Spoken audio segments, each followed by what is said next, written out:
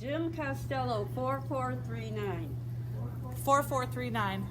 Who's this? And he did say he was coming, so. Anyway, I will go, let us go on.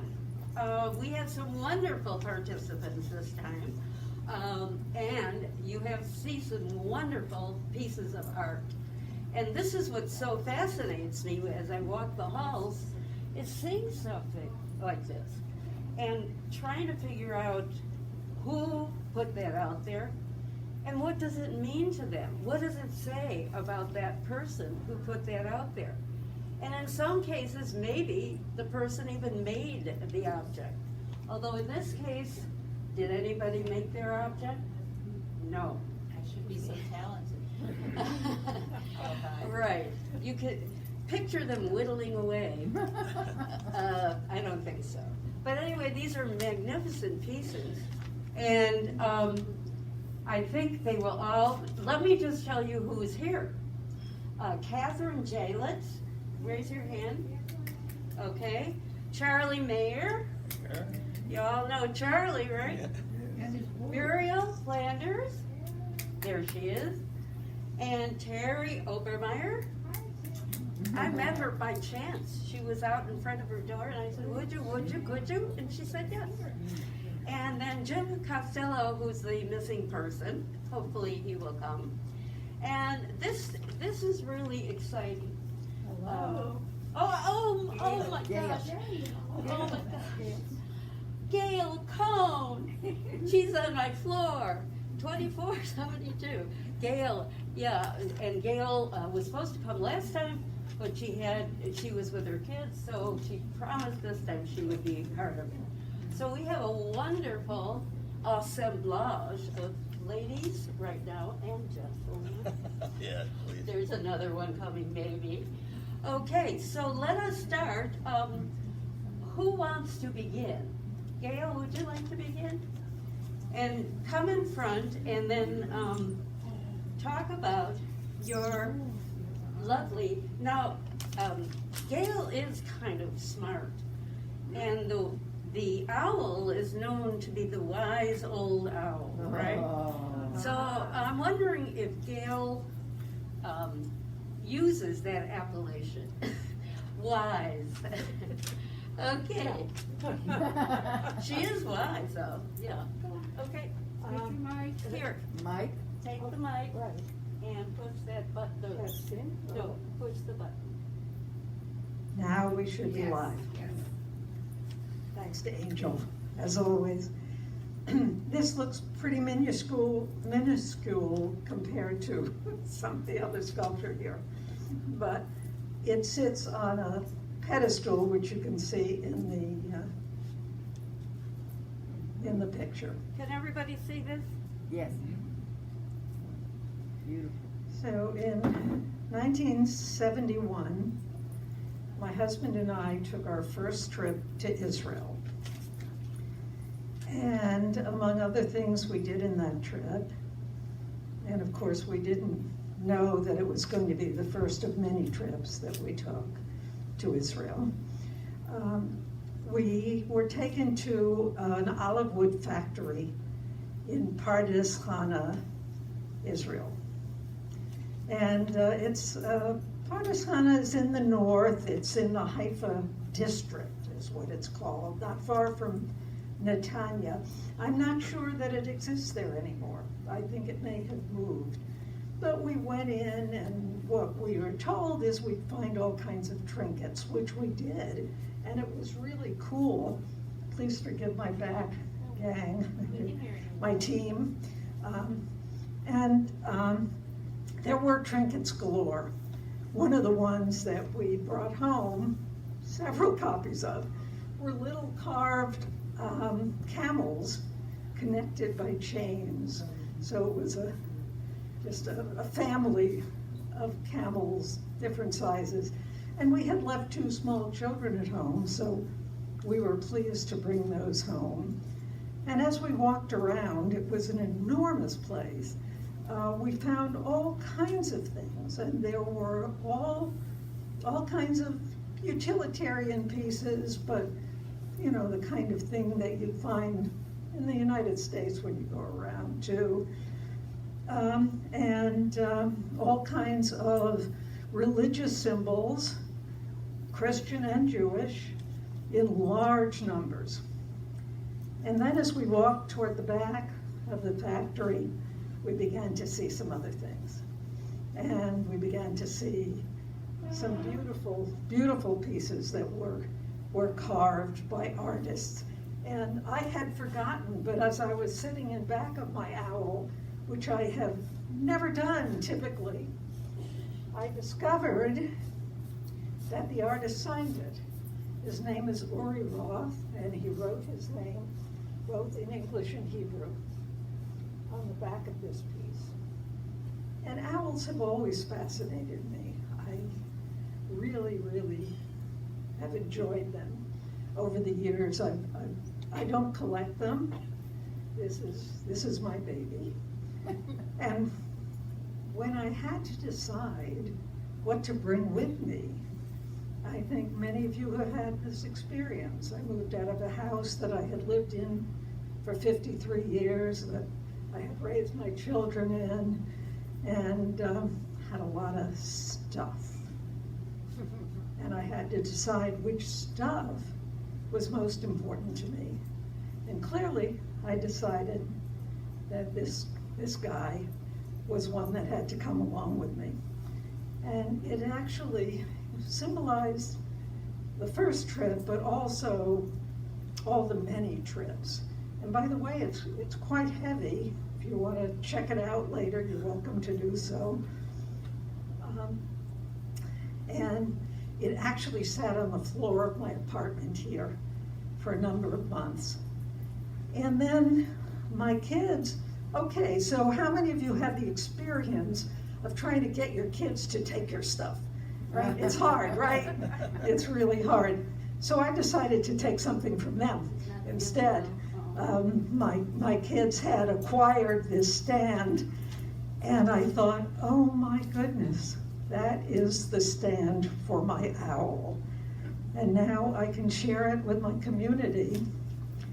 And so I put it out on that stand, and he welcomes me home.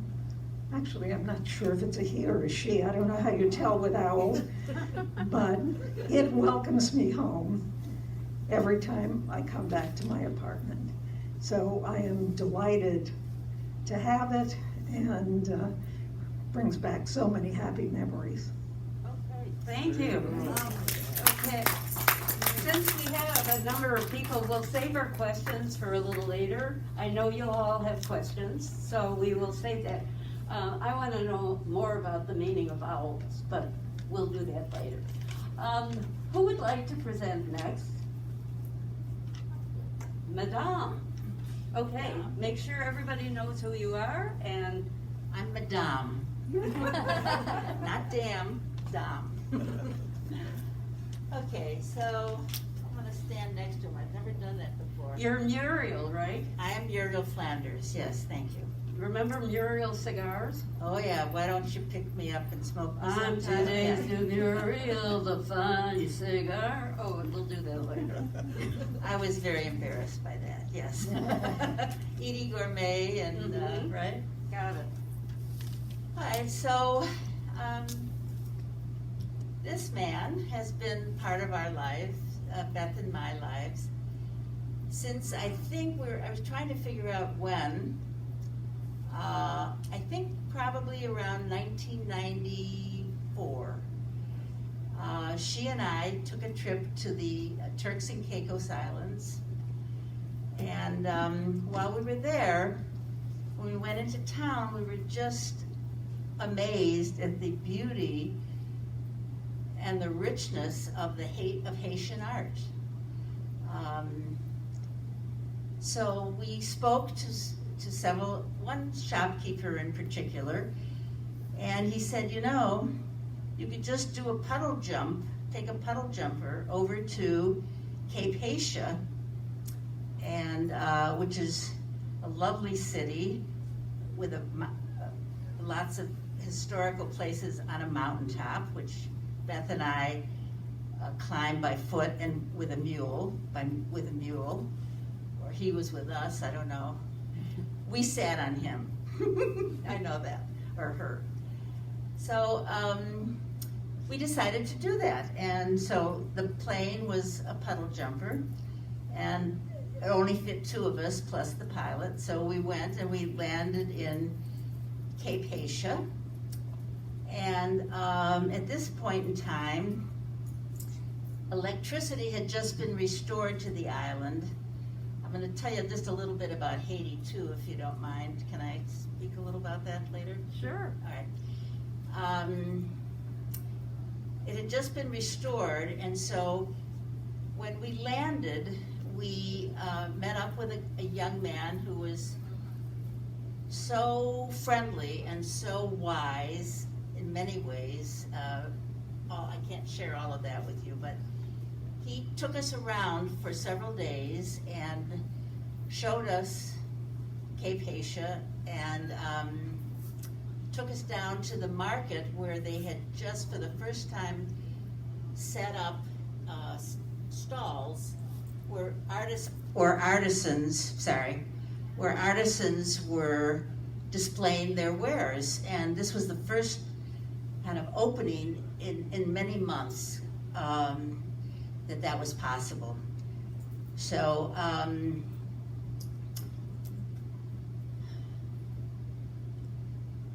Haiti became the world's first black-led republic, and it's next to the Dominican Republic. And Haiti became the first black-led republic and first independent Caribbean state when it threw off French colonial control and slavery in the early 19th century. So in the 1800s. But independence for Haiti came at a very crippling price because the deal was with France, it had to pay reparations to France, who demanded compensation for former slave owners. So the Haitian government, people of Haiti actually, had to pay compensation to the owners for the slaves that they freed. So this was not paid off. Now this was the early 19th century. It was not completely paid off to France until 1947. And if you follow the news, although I don't think it gets into our local newspapers, it might occasionally be in the New York Times, but there has been a recent calls for France to repay the money. So, if you have a voice and that comes up, let it be heard. So Haiti's had a very tumultuous life, chronic instability, dictatorships, and natural disasters to this present day, where there's now a cholera epidemic and gang warfare. It's left it as the poorest nation in the Caribbean. It is the largest nation land-wise in the Caribbean, and it has about, what was my number? I think 10.2 million people. Muriel, tell us about this guy, though. We want to know about him. Yeah, I'm going to. Well, I think he wants me to tell you about his country, because the thing that impressed us, so we went down to the market with our wonderful guide, and we saw wonderful artwork. And the man at this Kirks and Caicos was absolutely right. So we came upon him, and I don't know what you see, but I saw a sense of resolve, wisdom. He just seemed to epitomize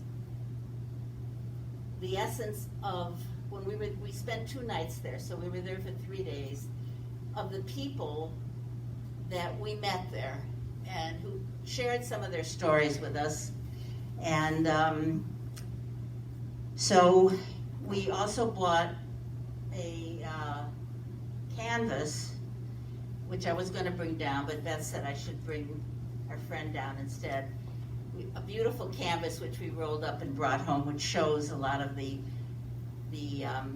tin huts that people live in, and the color. It's a very colorful country, and people were very open and very. We didn't take any pictures because we just wanted to be present in this country, which had gone through such turmoil up and down to this day. And I had heard about Haiti from my internist, who he and his wife are both doctors, and he sets up clinics there and brings home kids to this country who need medical care, and they live with him and his wife, and then they go back. He takes them back. So he just seemed to.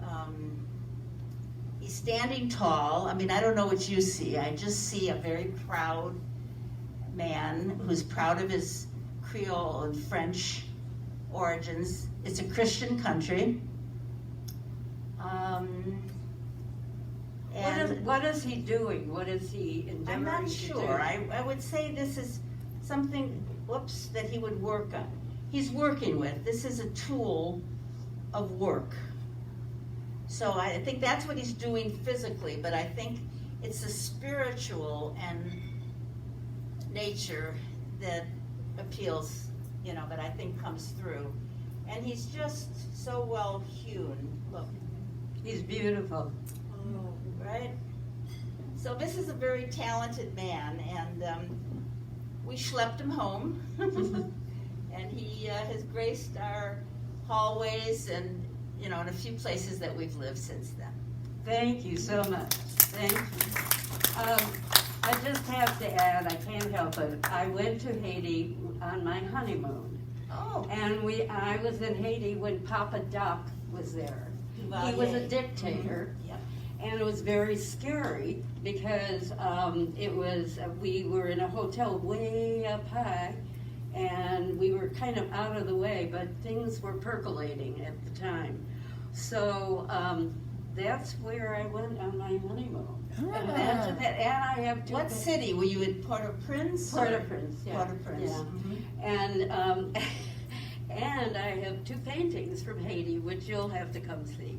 Love to. Okay, thank you. That's a wonderful, wonderful, beautiful object. Okay, well, how about our token man? Yeah. And all of you, I'm sure, know Charlie. He's been around a while, and he's going to share his art sensibilities. Charlie, for those who don't know, just mention what your job was when you worked. Oh, Chicago Sun-Times was an advertising art director of the Chicago Sun-Times. I'm a newspaper man. I can't go a day without looking at newspapers, believe me. As far as the artwork goes on here, this particular piece right here is my wife's. This is Emmett Kelly, I think. Do you want me to bring it forward? They're from yeah. Is it real heavy? No, it's not heavy. Okay. It's light. So why don't I bring it forward? He's a famous clown from Barnum and Bailey, and my wife did him. In fact, she painted so many of those pictures. Put it on the chair, Helped us maybe. put down payment on our first house. Very good. He was a very popular clown in Barnum and Bailey, and she painted an awful lot of him, and he was a very popular sale. I said we've sold so many of these paintings that she did that we could put a down payment on our first home. Actually, because he was a popular subject, and she did a beautiful job. He looked exactly like that. What was it, do you think, about this clown that was so popular? Well, because he was from Barnum and Bailey. He was at that time he was a superstar. He could people would follow him all over the place. Yeah, people would follow him all over the place. He was a superstar, a super clown, and he was well known from everybody. And so she captured him very well on the painting. What did she capture? Because I see a sadness in this. Clowns are supposed to make you happy, and I see a sad face. What did you say? I see a sad face. Oh yeah, absolutely. That was his whole idea. He was a sad clown. He was not a happy one, and it seemed to appeal to an awful lot of people. It struck them somehow that this guy could be a funny guy, but he's not. He was a sad clown, and he was a hit, a very big hit at the time. Like Pagliacci. Yeah, exactly. So let's see, what else did we have? Oh, then we get to the fun stuff. This painting here is mine, and it's of course you can see it's kind of an abstract, and it's got a history to it, because I painted it, to tell the truth, I painted it in Italy, and I had one hell of a time getting the damn thing home. Well, of course, it wasn't framed at the time. Didn't have a frame. I had to take it down. Coming through. We were vacationing in Italy at the time, many years ago, and we stayed in an abandoned building that was housed the nuns in the adjoining church. This is the view I had from the window of our room. It covered a few acres and ended at the villa of a wealthy family whose large gates protected them from the peasants. The gates were huge black wrought iron with beautiful pine trees leading up to the villa itself. Kept them away from the peasants, I said. Margaret felt sorry for the neglect of the altar in the building, and so she purchased some flowers to decorate it. She placed them on the altar that evening, and we went to dinner in town. We returned later that evening to a bed covered with rose petals. You can't get any more romantic than that. Someone had looked at, felt the thing was neglected. Someone felt the thing was neglected, so they took rose petals and scattered them all over our bed. It was a very romantic ending, I'll tell you that. And you That sneezed- sounds pretty good. you sneezed The what? You sneezed all night? You guessed it. Or whatever. Wait, did you all hear that? Share it with everybody. Share the comment. I don't think everybody heard that. And they sneezed all night, or whatever. Whatever, right, Whatever's more fun. right. So, You want to say any more about? Do you want to talk about that one painting of your wife's that's hanging back there that everybody loves? painting, Yeah. the one that's in the hall. Yes. Yeah, well, everybody loves that painting. Everything. Yeah. We've had more people say, "Can we buy that painting?" I said, "No, that's Explain a what family what heritage. painting. It's going to the family." Explain what it is Yeah. for those who haven't seen It's it. children's clothes. It's the children's clothes that we had when the kids were small. She did a watercolor of them, and that's what it turned out. We've had it reproduced a couple of times in smaller sizes, and people are crazy about that picture. I keep saying, "Don't you like what I do?" No, I want that picture. That's what I want. So why do you think, Charlie? Hmm? Why do you think people love that picture? It's got something to Hold it up. It's got something to do with young kids. You look at this and you can identify small children. You can identify infants, and it's got a feeling of youthfulness to it. So I think that's one of the reasons why it's so popular. And maybe a little bit of sadness too, that kids grow up. Yeah, well, that you can interpret it in many ways, and that's another way to interpret it. Right? Exactly. No. Okay, great. Boy, we have a lot of great art here, and great artists. Thank you. Okay. Okay. We have a multiplicity of talent here and great art. Let us, who wants to go next? I think you.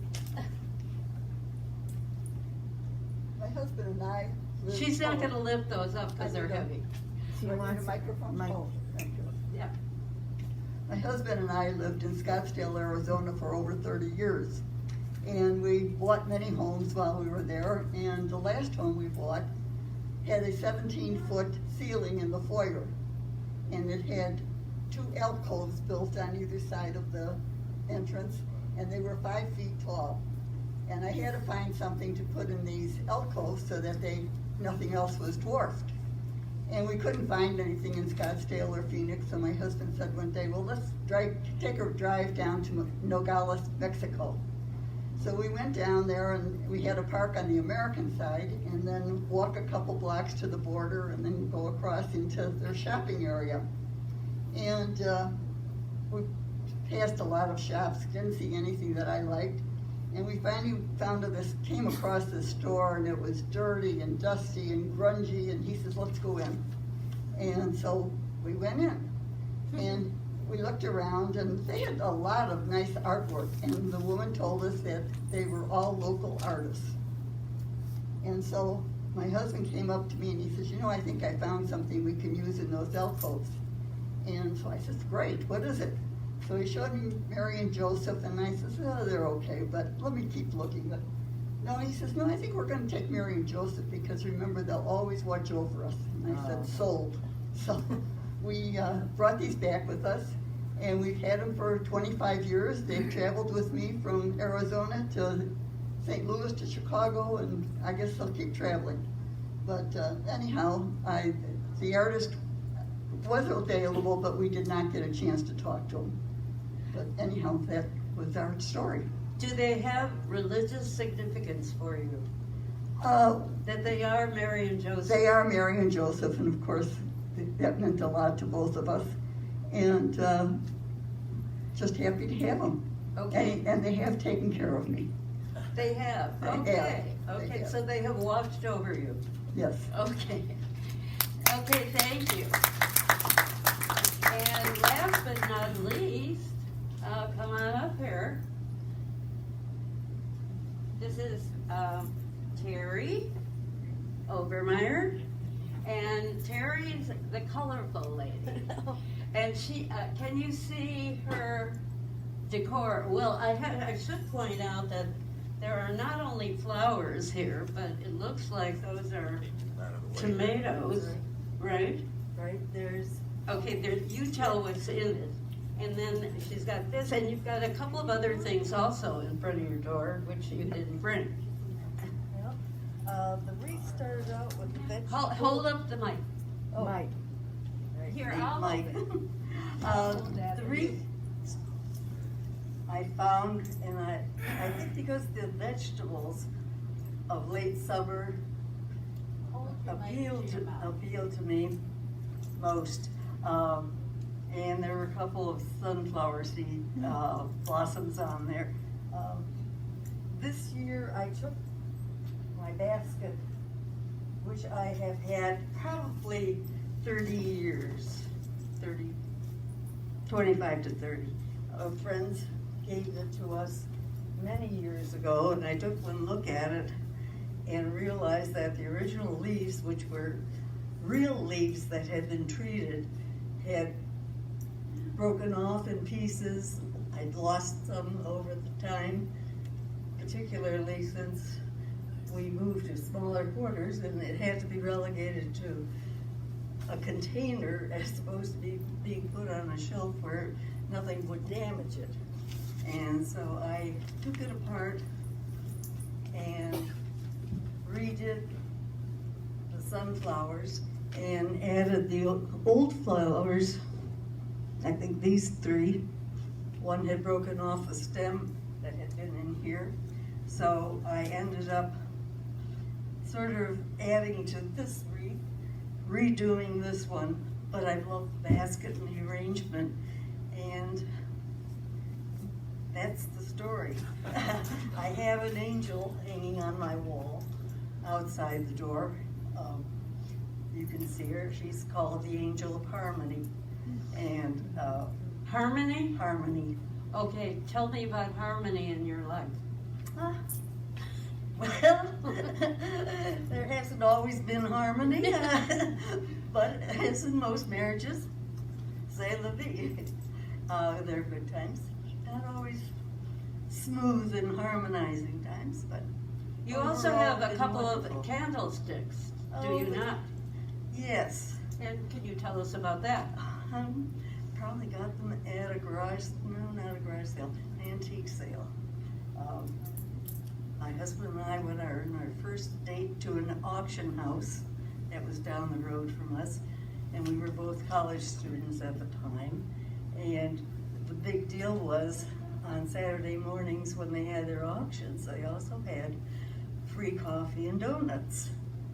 So it was lovely. We went, had coffee and donuts, looked around, and about a year later, after we were married, we ended up frequenting the auction house quite a bit. And this was before antiques were popular? Acquirable. It was a time when antiques, for the most part, were used things, used furniture. When my husband left teaching and went into real estate, it was a time in our town when they had built the first apartment complex. So teachers he had had from high school who had been rattling around in their houses and children going off and moving. It was an excellent opportunity for us to acquire used furniture. They didn't want anyone coming into their homes as they were scaling down. And so, I'm digressing. Anyway, it was an interesting time for us. The decorations, I got into that when we started entertaining, probably about our fourth house. It was large enough where we had dinner parties and people coming. How many houses did you have? It was your fourth house? Did you have more than 4? I think maybe 5. Wow, that's a lot of moving. A lot of moving. Went from teaching to real estate and moved away from Ypsilanti, Michigan, where we were from, or my husband was from originally. And so we moved back to Ypsilanti when he took the job of real estate and outgrew, the first house was on a busy main street and had a very small backyard, large enough for the dog to be chained to a clothesline, and no place for the kids to play except the front porch. And the trucks would come down the road, screech at the light that was right 2 doors from our house. And one day my husband was home for lunch and he said, "What was that?" Because he heard the screeching trucks. And of course, kids were playing on the porch. So you had a lot of experiences in a lot of houses. Yes, so he said, "Okay, we're moving." And at that point, And then you moved and moved and moved. Yes. Okay, thank So, you. anyway, I changed seasonally, and you will see this for the next few days. It'll be Halloween time, Yeah, and then Christmas. okay, thank you. So thank you. I'm sure you have some questions for our ladies and gentlemen. Let's hear from some of you. Do you have questions that you would like to ask them, or do you want further kind of information? Yeah. I was going to ask Gail, would you repeat again what type of wood this is carved from? It is olive wood. Olive wood. And olive wood is streaked like that, black and brown. It's aged. Oh, Generally speaking, it was Here.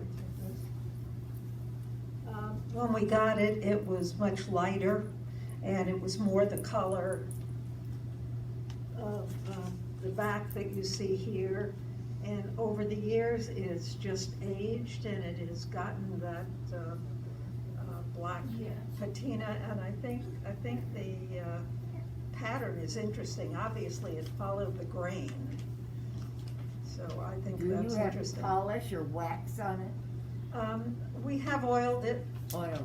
over the years, and it's due for an oiling, really. So, Because it's beautiful, the color is beautiful. Okay, Thank you. You all hear that? It's the color that they sort of fade into one another. Yeah. Anybody else have a question for our artistes, our travelers? In the back. Ah, Carol. It's a logistical question. That beautiful piece from Haiti, how did you get it home?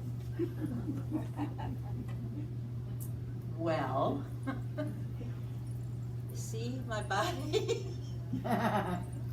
like this. We carried it. Yeah, he wrapped it. They were just so gracious, and the whole experience was just so wonderful. Wrapped it in heavy brown paper, and we carried it. I was younger, and I've had no injuries from it. Yeah. It was a joy, you know. It's so, beautiful. And we brought a canvas home too, but that was just, yeah, it really is. I mean, you got to take a look close up. Yeah, at I the want to do artisans. that. You will have that opportunity, everybody, to just don't knock them over, right? Anybody else have a question? I have a number of items too that I traveled. Oh, did you have another question? The beautiful flowers. Were you ever a florist? No. I thought when I saw them, I just assumed that you were a florist at some point in your life. But you're very talented, obviously. Well, thank you. They're beautiful. Especially the sunflowers. She's a sunny, you're And a in the sunny back, person. there's someone in the Way back. in the back? Okay, Pat. Come on down. Hang on to the microphone. Besides Haiti giving us Hamilton, who made so many things happen in this nation over the history, there's also a situation where natural materials have a vitality of their own, and that's part of the indigenous thinking too. So my question is, especially of some of the stone carving or the wood, whether there are spirits or vitality or some sort of an essence that is captured in the actual material and has been, as Leonardo said, I let the creature come out of the marble statue. Did you And all then- hear? Yeah. I wonder if that would hold true for some of these pieces. And it's also true for musical instruments. The wood is live at one time, so a violin has certain sensibilities that speak to the performer. And the same thing with carving, and sometimes with painting too, I'm sure. Not just an intellectual activity, but it's something that you find an essence and you draw that essence out. And it does express your person, but it also expresses the materials used. Anybody want to talk about that? Does that resonate with some of you, that the material sort of has a spiritual connection for you? And to the artist. And to the artist. It's the combination, perhaps, of the dialogue that goes on between the essence in a person, you know, the spiritual and whatever other word you want to use, and, you know, I want to say chutzpah, but I don't know, to take a piece of wood, you know, and you have to have a vision, you have to have a vision and some connection that is alive to the material. And I think it's so exciting because, you know, although I think a painting can be exciting too, but I think just, you know, that he emerged from, I don't know what kind of wood this is. Do you have any idea?